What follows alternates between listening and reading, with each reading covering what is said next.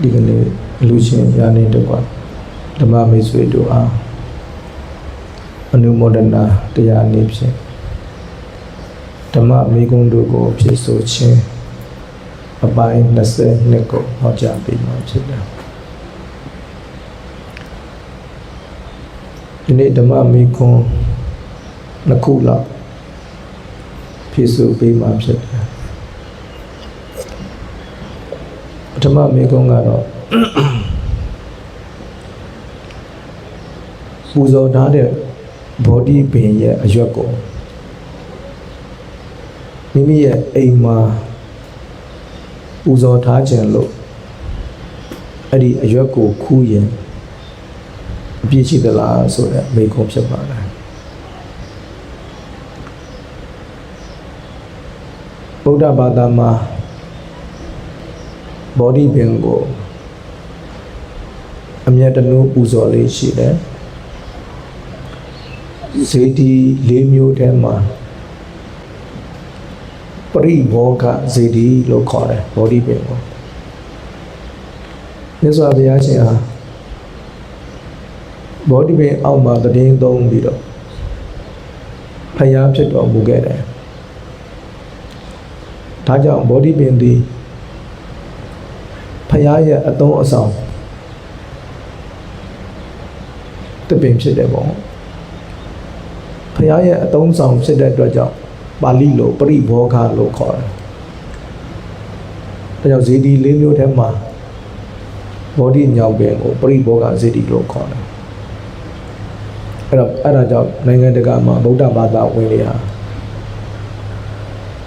ကစုံလားပြေးဆိုရင်မြတ်စွာဘုရားတပိညုတဉာဏ်တော်ရတဲ့နေ့ဆိုပြီးတော့ဘောဓိပင်ကိုတမျက်တလို့ပူဇော်လေးရှိကြတယ်ပေါ့ဆိုတော့အဲ့လိုတမျက်တလို့ပူဇော်ထားတဲ့ဘောဓိပင်ကိုဖယားလိုသဘောထားပြီးတော့ပူဇော်ကြတယ်အကိုင်းကိုမချိုးရဘူးမခုံးရဘူးဆိုပြီးတော့ကျမ်းဂန်တွေမှာဖော်ပြတယ်မြတ်စွာဘုရားကိုသွေးစိမ့်တီအောင်လုပ်ရင်ကံကြီးထိုက်တယ်ပေါ့နော်လောဟိတုပ္ပါဒကကံလို့ခေါ်တယ်ပိဿာနန္တရိယကံ၅ပါးထဲမှာတစ်ပါးပါတယ်အရှင်ဒီဝတ္တကိစ္စကုတ်တောင်ပေါ်ကနေကြောက်တုံးတိတ်ချလိုက်တော့အဲ့ဒီကြောက်တုံးကနေပဲ့ကြလာတဲ့ကြောက်လွာကလေးကမြတ်စွာဘုရားရဲ့ခြေမတော်ကိုထိခိုက်သွားတယ်အဲ့ဒီမှာသွေးကြည်ဥတယ်အဲ့ဒါလောဟိတုပ္ပါဒကကံအဲ့ဒီလိုပဲတဲ့ဟောဒီဘောဓိမြောင်ပင်ကိုအကိုင်းချိုးမယ်ပင်စီကိုခုတ်လဲမယ်ဆိုရင်လောဟိတုပ္ပါဒကကံနီးပါးအပြစ်ကြီးတယ်လို့ဆိုရတယ်စာပေထဲမှာအဲ့ဒီလိုမျိုးပြောတာလောဟိတုပ္ပါဒကကံလို့တော့မခေါ်ဘူးဒါပေမဲ့အဲ့ဒီလိုကံမျိုးအလုံးပြစ်ကြီးတယ်လို့ကျမ်းဂန်တွေမှာဖော်ပြတယ်ဒါကြောင့်ဒီမိခွန်းပေါ်လာတာဖြစ်တယ်ပေါ့အဲ့တော့မိမိတို့ကပူဇော်ခြင်းနဲ့စိတ်နဲ့ဘောဓိညောင်အရွက်ကိုခူးလိုက်မယ်ဆိုရင်အဲ့လိုမျိုးပြစ်ကြီးသလားဆိုတဲ့မိခွန်းပေါ်တယ်အဲ့ဒီမှာစေတနာကိုထည့်ပြောဖို့လိုအပ်လာတယ်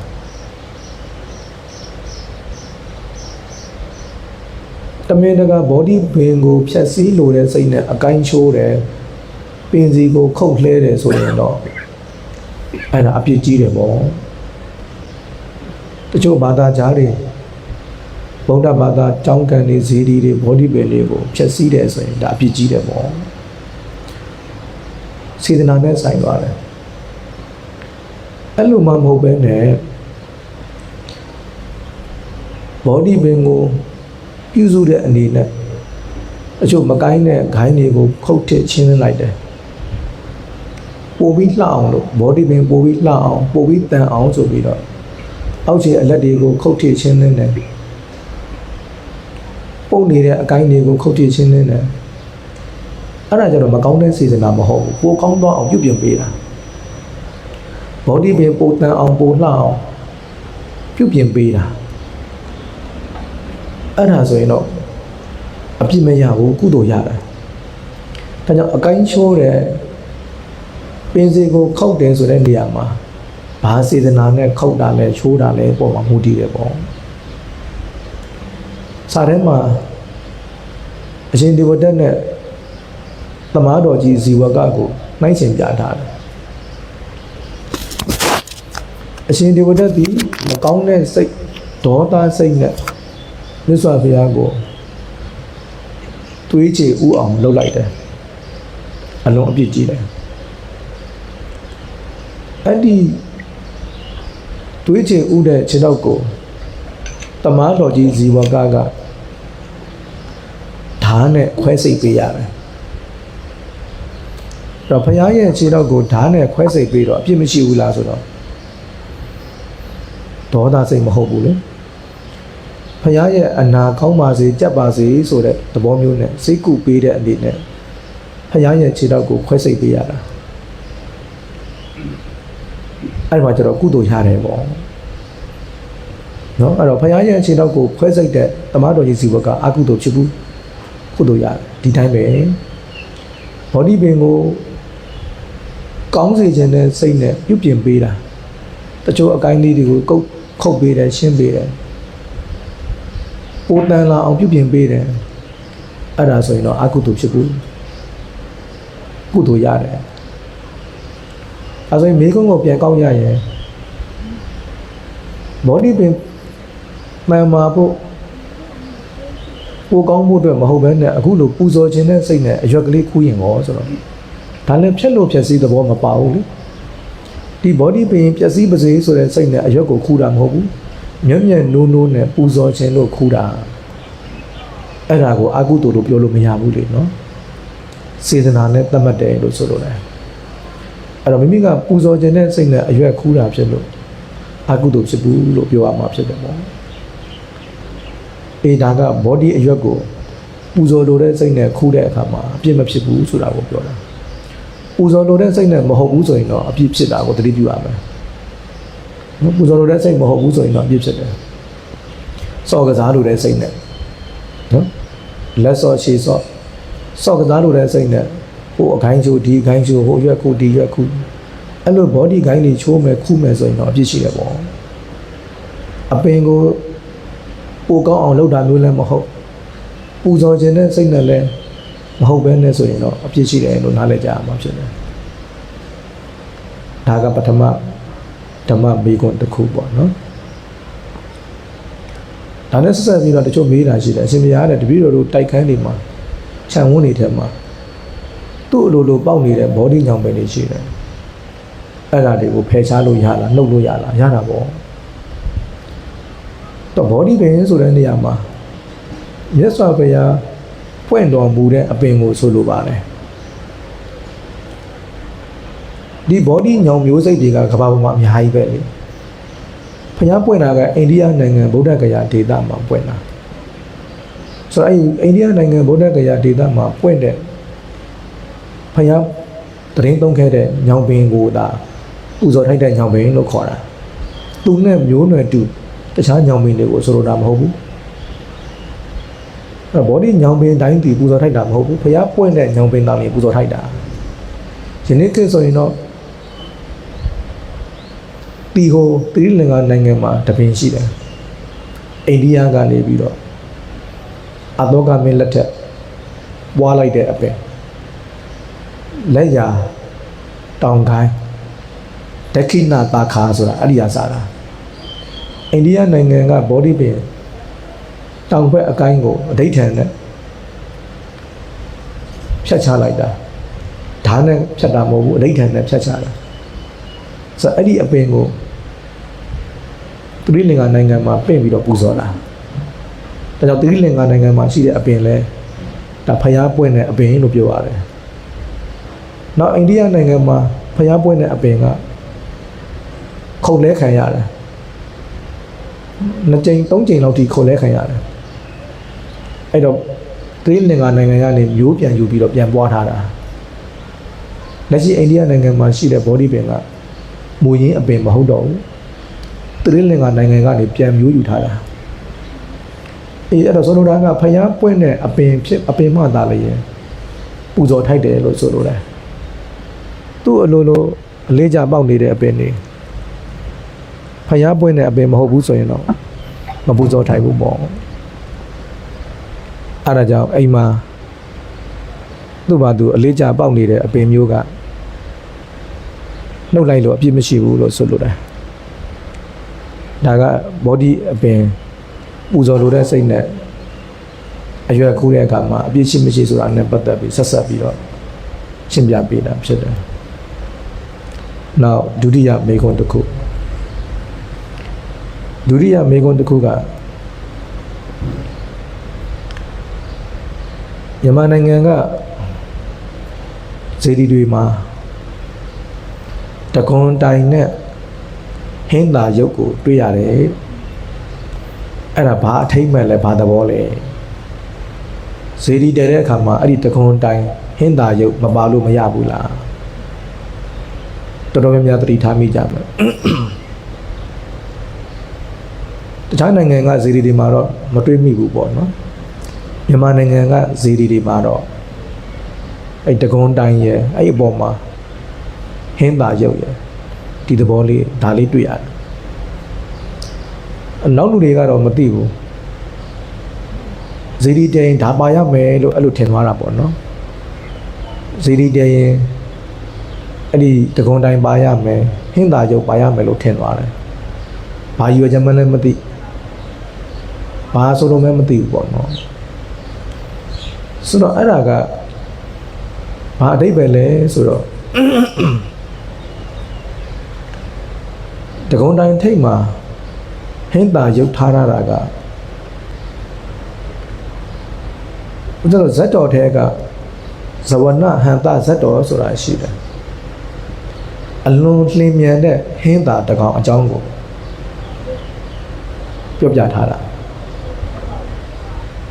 ဇဝနဟန္တဇတ်လို့ခေါ်တယ်အဲ့ဒီမှာဟင်းသာဟာဘယ်လောက်ထိလျင်မြန်တယ်လဲဆိုတာလေးကိုဖော်ပြထားတယ်ပေါ့နော်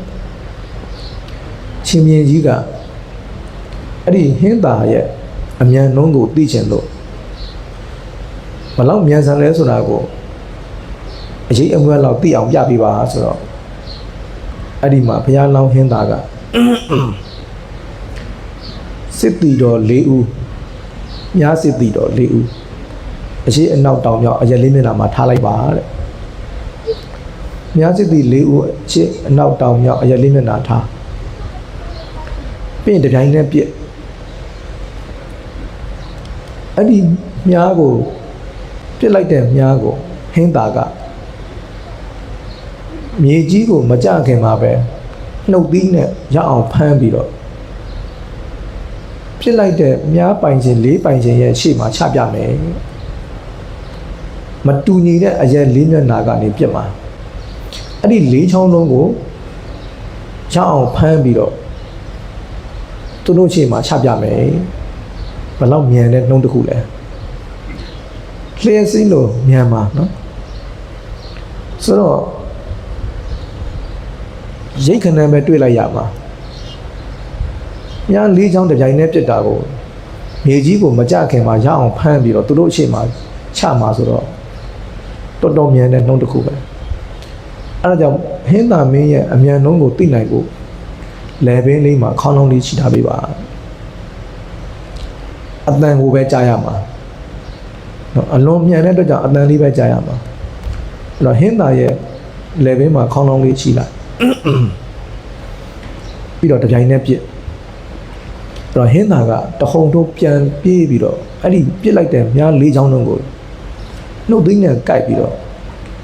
ဆိုင်ရမြားတွေကိုအရှိဘက်ကပြစ်လိုက်တဲ့မြားကိုဖမ်းပြီးတော့အရှိဘက်၄သမားရဲ့ခြေရင်းမှာချထားလိုက်တယ်တောင်ဘက်ကပြစ်လိုက်တဲ့မြားကိုမိအောင်ဖမ်းပြီးတော့တောင်ဘက်၄သမားရဲ့ခြေရင်းမှာချပေးလိုက်တယ်အဲ့ဒီလိုပဲအနောက်ဘက်မြောက်ဘက်မြားကိုလည်းပဲဆိုင်ရ၄သမားရဲ့ခြေရင်းမှာချပေးလိုက်တယ်အလွန်မြန်တယ်တယောက်ပြီးတယောက်ပြစ်တာမဟုတ်ဘူးတပြိုင်နဲ့ပြစ်တာတပြိုင်နဲ့ပြစ်တဲ့လေးကိုရအောင်ဖမ်းနိုင်တယ်ဆိုတော့လှိမ်မြန်နှုံးကဘယ်လောက်မြန်မလဲ ဒါကြောင့်ခေါင်းလောင်းအတန်လေးကိုပဲကြားလိုက်ရတယ်ဟင်းသာပြန်တဲ့အခါမှာအလွန်မြန်တော့ရိတ်ခဏပဲတွေ့လိုက်ရတယ်ပြီးသွားပြီအဲ့တော့ခေါင်းလောင်းအတန်လေးပဲကောင်းကောင်းကြားလိုက်ရတယ်ဟင်းသာရဲ့ပြန်သွားပုံလေးကိုကောင်းကောင်းမမြင်လိုက်ရအောင်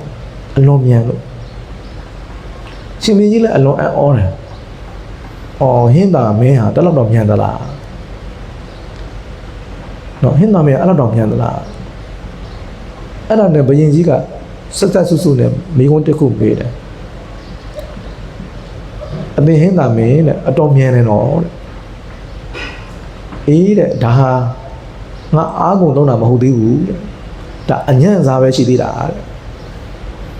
အလက်စားအမြင့်စားရှိသေးတယ်တဲ့ဒါအမြန်ဆုံးနှုတ်မဟုတ်သေးဘူးပေါ့ဒီထက်မြန်လို့ရသေးတယ်လို့ပြောချင်တာဒီထက်မကမြန်လို့ရသေးတယ်ဒါအညံ့စားပဲရှိသေးတာအလက်စား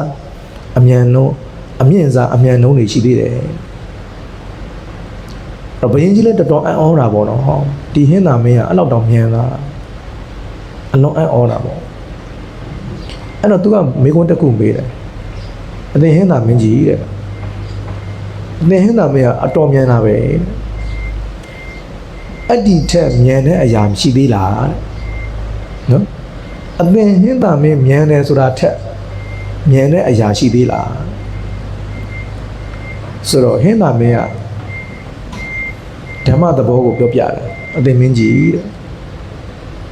ကျုပ်မြန်တယ်ဆိုတာထက်အစရာထောင်မကမြန်တဲ့အရာရှိတယ်တဲ့ကျုပ်မြန်တယ်ဆိုတာဘာမှမဟုတ်သေးဘူးတဲ့ကျုပ်ထက်ရာပေါင်းများစွာထောင်ပေါင်းများစွာမြန်တဲ့အရာတစ်ခုရှိတယ်အဲ့ဒါဘာလဲဆိုတော့သိခြင်းတရားပဲသိခြင်းတရားဆိုတာအလွန်မြန်တယ်အလွန်မြန်တယ်တတ္တဝါတို့ရဲ့အသက်ဆိုတာပါဠိလိုရုပ်ဇီဝိတိန်္ဂရေနာဇီဝိတိန်္ဂရေဘိဓမ္မာထဲမှာဒီလိုခေါ်တယ်ရုပ်ဇီဝိတိန်္ဂရိယနော်ရူပဇီဝိတိန်္ဂရိယနာမဇီဝိတိန်္ဂရိယအဲ့ဒီဇီဝိတိန်္ဂရိယကိုပဲမြန်မာတွေကအသက်လို့ခေါ်တာပါမြန်မာလိုပြောရင်တော့ရုပ်အသက်နဲ့နာမ်အသက်ပေါ့ဆိုတော့ဒီဇီဝိတိန်္ဂရိယလို့ခေါ်တဲ့ရုပ်တရားဟာခဏတိုင်းခဏတိုင်းပြတ်နေတာဒီရုပ်တွေကိုမှီပြီးတော့စိတ်တွေကလည်းဖြစ်ပေါ်နေတယ်ရုပ်တွေတည်သွားရင်စိတ်တွေလည်းဖြစ်ခွင့်မရှိတော့စိတ်တွေဟာရုပ်ကိုအကြောင်းပြုပြီးတော့ပေါ်နေကြတာဖြစ်တယ်သူ့ရဲ့အကြောင်းတရားဖြစ်တဲ့ရုပ်တွေသာမရှိတော့ရင်စိတ်လည်းမပေါ်တော့ဘူးအဲကြောင့်လူတတ်မှုဖြစ်တယ်ဆိုတာစိတ်ကိုတတ်တာမဟုတ်ရုပ်ကိုတတ်တာ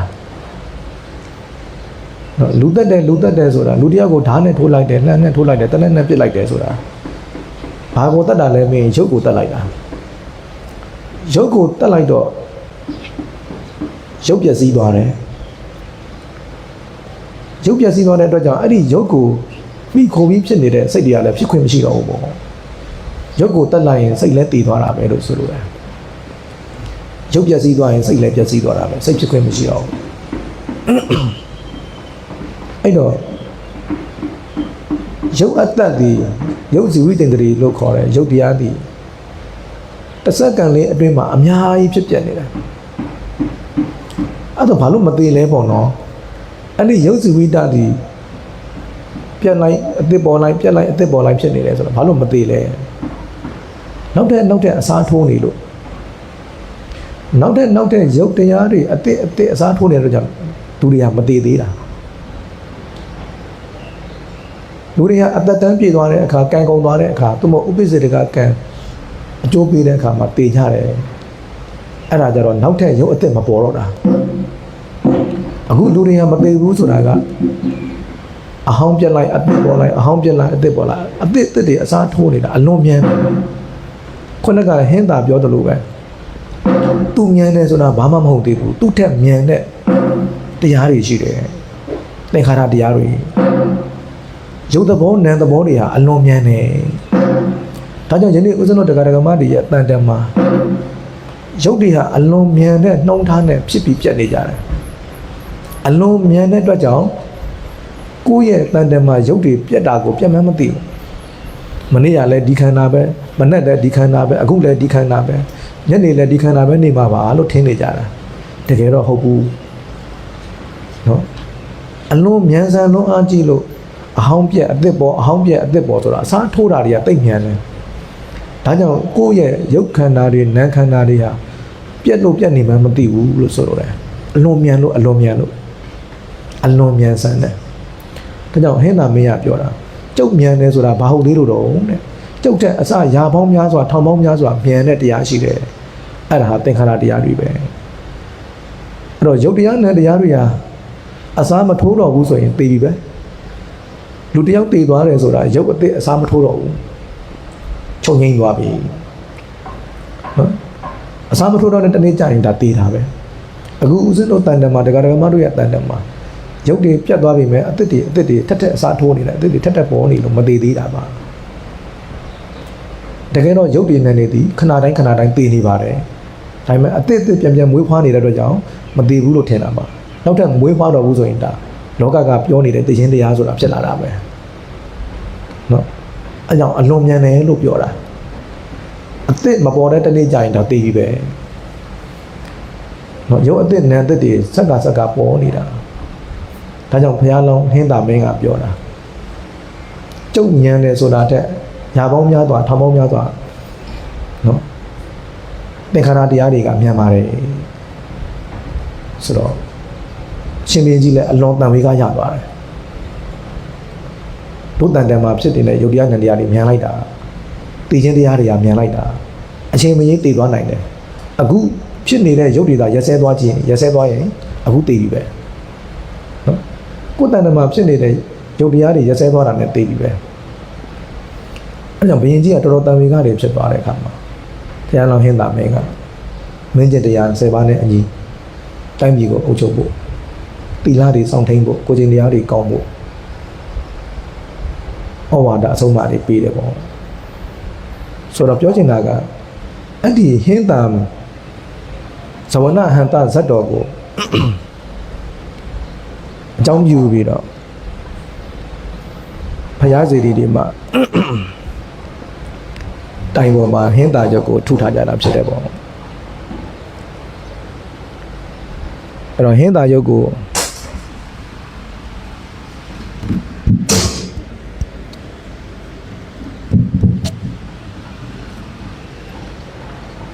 အဲ့တော့ဘုရားစေတီပေါ်မှာတကုံတိုင်းထိပ်မှာဟင်းတာရုပ်ကိုထုထားတယ်ဆိုတာဒီဇဝနဟန္တဇတ်တော်ကိုအခြေခံတယ်လို့ဆရာတော်ဘုရားကြီးတွေမိန့်ကြတယ်အဲ့တော့ဘုရားကိုရောက်တိုင်းဒီဟင်းတာရုပ်ကိုတွေ့ရင်တန်ဝေကရကြဖို့ပါပဲဟင်းတာမင်းဟာမြန်တယ်လို့ပြောတယ်ဒါပေမဲ့ဒုတန်တန်မှာဖြစ်ပေါ်နေတဲ့ယုံနဲ့တက္ကရာတရားတွေကအဲ့ထက်မကပုံဉဏ်ပါလားဆိုတဲ့ဒီအတိတရားလေးကိုရစေချင်တာဖျားဖူးရင်းနဲ့တရားဓမ္မအသိဉာဏ်လေးတွေကိုဆင်ခြင်စေချင်တာဟင်းသာယုတ်ကိုတွေ့တိုင်းဒီတရားဒေသနာတော်ကိုအမှတ်ရစေချင်တာဒါကြောင့်ဆရာတော်ဘုရားကြီးတွေကအလွန်အမျှော်မြင်ကြီးမားစွာနဲ့ဖျားစီတီတည်တဲ့အခါမှာဟင်းသာယုတ်တွေကိုထားခဲ့ကြတာဖြစ်တယ်ပေါ့အဲ့တော့ဟင်းသာယုတ်မပါရင်လည်းစီတီကတည်လို့ရပါတယ်ကုသိုလ်လို့ရပါတယ်အဓိကကတော့တတိတံဝေကလေးရစေခြင်းလို့ရှေ့လူကြီးတွေကလုပ်ခဲ့ကြတယ်လို့နားလည်ကြရမှာဖြစ်ပါတယ်နော်ဒါကဘုရားစီတီမှာဟင်းသာယုတ်တခုံတိုင်းထိပ်မှာထားရခြင်းအကြောင်းဖြစ်ပါတယ်အဲ့တော့ဒီနေ့အလူချင်းများနဲ့တကွာဓမ္မမိတ်ဆွေများအားလုံးဓမ္မမေကုံတို့ကိုဖြည့်ဆို့ခြင်းအပိုင်း22တရားဒေသနာတော်ကိုနှာယူမှတ်သားကြအောင်ပြီးတော့မြတ်စွာဘုရားရဲ့တရားဓမ္မတွေဟာအလွန်မှန်ကန်တဲ့တရားဒေသနာတော်တွေဖြစ်တယ်ဘုရားတရားဒေသနာတော်တွေကိုလိုက်နာကျင့်သုံးရင်မိမိတို့ကျင့်သုံးတဲ့ပုဂ္ဂိုလ်တွေမှာပိဿုပံမှာရောတန်ត្រာအတွက်ရောအကျိုးများတယ်လို့နားလည်သဘောပေါက်ကြပြီးတော့ဘုရားအဆုံးအမတွေကိုဥထိပ်ရပတ်စင်ပြီးလောကအကျိုးသာသနာအကျိုးကိုတည်ပိုးနိုင်တဲ့အမျိုးကောင်းသားအမျိုးကောင်းသမီးများဖြစ်အောင်ကိုယ်စီစူးစမ်းအားထုတ်နိုင်ကြပါစေကုန်သတည်းသာဓုသာဓုသာဓု